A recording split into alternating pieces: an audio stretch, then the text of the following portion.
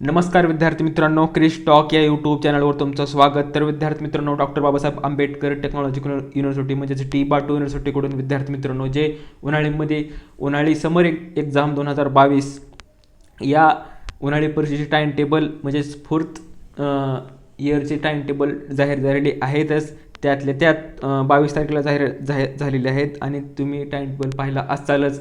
आणि त्या पेपरचे जनरल गाईडलाईन्स इन्स्ट्रक्शन पण आज आलेले आहेत. तर त्याविषयी आपण सर्व माहिती आपण या व्हिडिओमध्ये पाहणार आहोत विद्यार्थी मित्रांनो. तर त्यासाठी माहिती पाहण्याच्या अगोदर तुम्हाला विद्यार्थी मित्रांनो सांगू इच्छितो की जर तुम्ही डी-2 युनिव्हर्सिटीचे जर विद्यार्थी असाल तर क्रिश टॉक या चॅनलला सबस्क्राईब करा, जेणेकरून डी-2 युनिव्हर्सिटीची सर्व लेटेस्ट अपडेट तुम्हाला लवकरात लवकर मिळून जाईल. तर विद्यार्थी मित्रांनो लक्षात घ्या, डी-2 युनिव्हर्सिटीकडून 22 तारखेला हा टाइम टेबल आलेला आहेच. आणि म्हणजेच 8 सेमचा टाइम टेबल आलेले आहेत म्हणजे फायनल सेमचे. आणि त्यात जे टाइम टेबल डिक्लेअर झालेला होता 22 तारखेला, पण जनरल इन्स्ट्रक्शन विद्यार्थ्याकडे नव्हते. पण त्याविषयी आपण सर्व माहिती पाहणार आहोत विद्यार्थी मित्रांनो. तर इन्स्ट्रक्शन पाहूया पेपरविषयी. तर त्यासाठी पूर्ण व्हिडिओ पहा. तर general important guidelines instruction for summer examination 2022 engineering. तर त्यात असं दिलेलं आहे की all director, principal, HODs, university department, teacher, staffs, all the applicated university and hereby inform that in order conduct examination in smooth, fairly and manner. तर लक्षात घ्या, जे काही जे नियम अटी खाली दिलेले आहेत तर त्यात तुम्हाला इथं दिलेलं असेल की 18 इन्स्ट्रक्शन दिलेले आहेत. तर आपण पाहूयात. त्यात पहिलं आहे की conduct of summer 2022 examination is now in offline mode. तर तुमचे जे पेपर असणार आहेत उन्हाळी परीक्षेचे तर ते ऑफलाईन मोडमध्ये तुमच्या कॉलेजमध्ये सेंटरवर असणार आहेत, लक्षात घ्या. सेकंडमध्ये पाहूया की time table and sufficient stationery is already send to the respective colleges or centres. तर तुमच्या कॉलेजमध्ये तुमचे जे पेपरचे सर्व साहित्य हे मटेरियल तुमच्या कॉलेजवर पोहोचलेले आहेत, लक्षात घ्या. आणि तिसरा जे आहे ते कॉलेज संबंधित आहे, ऑल द एक्झामिनेशन. यात तुम्हाला तिसरा पॉईंट महत्त्वाचा नाही. चौथा पाहूया की all the institute should appoint IT exam coordinator from there institute to resolve the students queries regarding from filling, approval, marks processing, grievance ETC.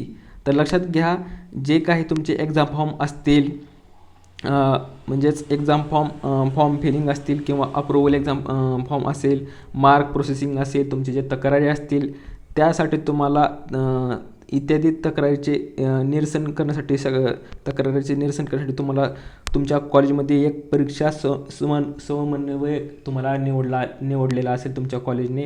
ते तुम्ही तुमच्या कॉलेज सेंटरवर जाऊन तुम्ही त्या परीक्षा समन्वयकाशी तुम्ही जे तुमच्या पेपरविषयी जर तुम्हाला अडचण येत असेल, तुम्हाला पेपरविषयी माहिती नसेल तर तुम्ही डायरेक्ट तुमच्या कॉलेजमध्ये जाऊन विचारू शकता. तर असं दिलेलं आहे ह्या चौथ्या पॉईंटवर. पाचवा पॉईंट पाहूया की only the exam coordinators will contact ACOE for any queries. जर तुम्हाला कुठल्या पेपरविषयी जर अडचण येत असेल, तुम्हाला ऑफलाईन मोडविषयी जर अडचण येत असेल परीक्षेविषयी, तर तुम्ही डायरेक्ट कॉलेजशी संपर्क साधायचा आहे. आणि त्यांचे जे कोऑर्डिनेटर्स आहेत, एक्झाम कोऑर्डिनेटर्स, ते डायरेक्ट ACOE अडचणीसाठी डायरेक्ट डी-2 युनिव्हर्सिटीला कॉन्टॅक्ट करतील. तर सहाव्या पॉईंट पाहूया की all affiliated colleges are required to ensure that all student appearing for the examination have completed exam form filling procedure. तर लक्षात घ्या, सहावा पॉईंट असा म्हणतो की एक्झाम फॉर्म भरलेला आहे की नाही हे सर्व कॉलेजच्या सर्व म्हणजे जे काही रिस्पेक्टिव्ह कोऑर्डिनेटर्स आहेत ते सर्व चेक करायचं. आणि तुम्हालाही सांगू इच्छितो की तुम्ही एक्झाम फॉर्म भरलेला आहे आणि भरून पण काही नाही की तुमच्या कॉलेजमध्ये जाऊन कॉलेजनं अप्रुव्हल एक्झाम फॉर्म केलेलं आहे की नाही हे तुम्हाला चेक करायचं आहे. काही जण फक्त एक्झाम फॉर्म भरतात पण कॉलेजमधून तो फॉर्म अप्रुव्हल होत नाही, हेही तुम्हाला पाहायचं आहे. जेणेकरून एकदा जर कॉलेजमधून अप्रुव्हल झाला तरच तुम्हाला पेपर देता येईल. जर कॉलेजमधून जर तुमचा एक्झाम फॉर्म अप्रुव्हल नाही झाला तर तुम्हाला पेपर देता येणार नाही, लक्षात घ्या. आणि सातवा पॉईंट असा सांगतो की there will be total 5 questions of 12 marks. Each question should be based on the units per as per syllabus. All questions are compulsory, however the questions may have internal options.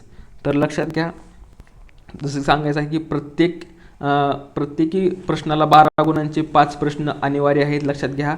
आणि तथापि प्रश्नांचा अंतर्गत पर्याय असू शकतो, म्हणजेच प्रत्येक प्रश्नात तुम्हाला एक प्रश्न हा अंतर्गत पर्यायी प्रश्न असू शकतो, असं त्याचं म्हणणं आहे. तर 12 क्वेश्चन असणार आहेत, लक्षात घ्या. आणि प्रत्येक प्रश्नात तुम्हाला एक एक्सटर्नल म्हणजेच अजून एक पर्यायी प्रश्न असेलच, ते तुम्हाला सोडवायचं आहे. पण जे 12 क्वेश्चन जे आहेत ते तुम्हाला सोडवायचेच आहेत, लक्षात घ्या. ते तुम्हाला जर एक जरी तुम्ही क्वेश्चन सोडून दिलात तर तुमचे मार्क कमी होणार आहेत, हे तुम्हाला आता समजलं असेलच. 8मध्ये तुम्हाला दिलेलं आहे की the time duration for the examination 3.45 hours. Examination will be conducted in afternoon session at 1 PM to 4.45 PM. तर लक्षात घ्या, हे तुमचे जे पेपर आहेत ते दुपारच्या सत्रात आहेत, 3:45 ते म्हणजेच 3.25 तास जवळजवळ, म्हणजेच एका तासाला, म्हणजेच गव्हर्नमेंटकडून नियम, शिक्षण मंत्र्याकडून नियम होते की एका तासाला 15 मिनिट एक्स्ट्रा जादा द्यावे, जेणेकरून ऑफलाईन मोडमध्ये विद्यार्थ्यांना त्रास होणार नाही. आणि म्हणून 3 तासाचा पेपर असल्यामुळे तुम्हाला एका तासाला 15 मिनिट अशाद्वारे तुम्हाला जवळजवळ 45 मिनिट एक्स्ट्रा दिलेले आहेत, म्हणजेच 3 तास प्लस 45 असं जवळजवळ 3.25 तास तुमचा पेपर असणार आहे. आणि 9व्या पॉईंटमध्ये असं दिलेलं आहे की the students who have appeared the and cleared the NPTEL examination need not to given the university examination for the same subject, however they have to fill the form for that subject. तर लक्षात घ्या, एकदम महत्त्वाचा point आहे, मुद्दा आहे, लक्षात घ्या विद्यार्थी मित्रांनो. तर 9व्या पॉईंटमध्ये असं सांगितलं आहे की NPTEL परीक्षेत बसलेल्या आणि उत्तीर्ण झालेल्या विद्यार्थ्यांनी त्याच विषयासाठी परीक्षा देण्याची गरज नाही, मात्र त्यांना एक्झाम फॉर्म भरावा लागेल. तर लक्षात घ्या, ज्यांनी NPTEL एक्झाम फॉर्म भरलेला होता, NPTEL कोर्स केलेला आहे आणि त्या सब्जेक्टचा जर तुम्ही पेपर पास झाला असाल तर तुम्हाला विद्यापीठाच्या सब्जेक्टची पेपर द्यायची गरज पडणार नाही, कारण की तुम्ही NPTEL कोर्समार्फत तुम्ही तो सब्जेक्ट पास होणार आहात. परंतु जर तुम्ही NPTEL कोर्स पास झालात आणि जे पास झालेत आणि तुम्हाला तिथं जे DBATOकडून जे एक्झाम फॉर्म असतात कॉलेजचे, तुम्हाला तो एक्झाम फॉर्म भरायचा आहे. एक्झाम फॉर्म भरून आणि NPTELचा कोर्स जे पास झालेले आहेत, अशा पद्धतीने तुम्ही डायरेक्ट हा सेम तुम्ही क्लिअर करू शकता. जर असं NPTEL कोर्स जर पास झालात आणि तुम्ही एक्झाम फॉर्मच नाही भरलात परीक्षेचा, तर तुम्हाला डायरेक्ट मार्कशीटवर तुम्हाला मार्कशीट म्हणजे फेल म्हणून येईल. तर तुम्ही NPTEL कोर्स पण पास पाहिजे आणि एक्झाम फॉर्म पण भरायचा आहे, आणि तरच तुम्हाला एंड एक्झाम तुम्हाला देण्याची गरज नाही. तुम्हाला एंड एक्झाम तुम्ही देण्याची गरज नाही, असं इथं विद्यापीठांना इन्स्ट्रक्शनमध्ये स्पष्ट सांगितलेलं आहे, विद्यार्थी मित्रांनो, लक्षात घ्या.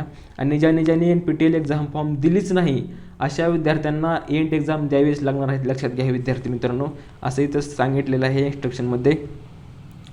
तर हे झालं NPTEL एक्झामविषयी. तर 10वा पॉईंट असं सांगितलं आहे की only 1 student will sit on 1 desk or no mobile or any other electric gadget except scientific calculated is allowed with the student. तर 10व्या पॉईंटमध्ये असं सांगितलं आहे की ओनली कॅल्क्युलेटर परमिशन, लक्षात घ्या. जसं की तुम्ही आधी ऑफलाईन पेपर दिला असतालच, त्या पेपरमध्ये तुम्हाला फक्त कॅल्क्युलेटरसाठीच परमिशन असते, बाकी तुम्हाला मोबाईल किंवा अदर इलेक्ट्रिक गॅजेट तुम्हाला एक्झाम हॉलमध्ये परमिशन देणार नाहीत, ते लक्षात घ्या. फक्त तुम्हाला कॅल्क्युलेटर आणि पेन न्यायचे आहे, या व्यतिरिक्त दुसरं काही तुम्ही नेऊ नका. तर internal vigilance squad should be there for the examination for each colleges and each classroom should have working CCTV camera. तर लक्षात घ्या, 11व्या पॉईंटमध्ये असं सांगितलं आहे की दक्षता पथक प्रत्येक कॉलेजमध्ये असणं गरजेचं आहे आणि प्रत्येक वर्गात CCTV कॅमेरा असणे अनिवार्य आहे, असं विद्यापीठाने कॉलेजसाठी सांगितलेलं आहे. तर तुमचे पेपर जे आहेत ते एंड एक्झाम ते CCTV अंडर सर्व्हिलन्समध्ये होणार आहेत, म्हणजे CCTVच्या दक्षतेखाली होणार आहेत. तर विद्यार्थी मित्रांनो, कसलाही तुम्ही गैरप्रकार पेपरमध्ये होऊ नये म्हणून विद्यापीठाने पूर्ण काळजी घेतलेली आहे ह्यावेळेस. 12व्या पॉईंटमध्ये all the copy cases grievance should be strictly recorded under the presence of vigilance committed and respective principal director. जर कॉपी किंवा गैरप्रकार जर आढळून आला, लक्षात घ्या विद्यार्थी मित्रांनो, तर तुमचे कॉलेजमधले जी दक्षता समिती असेल, संचालक असेल, प्रिन्सिपल असेल, ह्याकडे तुमच्या नोंदी होतील आणि ते डायरेक्ट विद्यापीठाकडे सांगतील तुमची जी कॉपी काय असेल ते. तर आणि खाली पाहूया की 13 पॉईंट की the student having backlog subject of the regular semester examination even same should appear for the same regular examination should June 2022 for backlog paper. तर लक्षात घ्या, ज्यांचे बॅकलॉग सब्जेक्ट आहेत त्यांनी जे सब्जेक्ट बॅकलॉग आहेत त्यांनी पेपर द्यायचा आहे, जेणेकरून तुमचे इवन सेममध्ये तुमचे पेपर निघतील.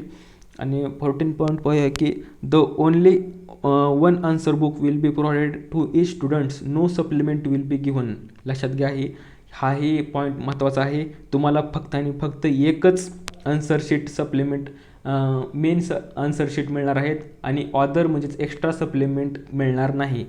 एकच आन्सर शीट मिळेल आणि त्या आन्सर शीटमध्येच तुम्हाला तुमचा पेपर सोडवायचा आहे. Daily attendance absent record should be maintain properly respective colleges. तर हे अटेंडन्सविषयी आहे विद्यार्थी मित्रांनो कॉलेजसाठी. तर 17वा पॉईंट पाहूया की drawing based answer sheet evaluation will be carried the respective colleges only. तर विद्यार्थी मित्रांनो असेही अपडेट आहे विद्यार्थी मित्रांनो इन्स्ट्रक्शन समर एक्झामविषयी. जर कोणाला अडचण असेल, कोणाला काय कुठला पॉईंट समजला नसेल तर खाली व्हिडिओला कमेंट करा, मी रिप्लाय नक्की देईन. दिलेली माहिती समजली असेल तर व्हिडिओला लाईक करा, जास्तीत जास्त शेअर करा.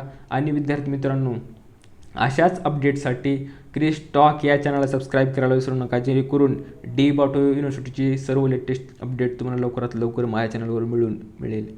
तर विद्यार्थी मित्रांनो भेटूया पुढच्या व्हिडिओमध्ये अशीच एक अपडेट घेऊन. तोपर्यंत धन्यवाद.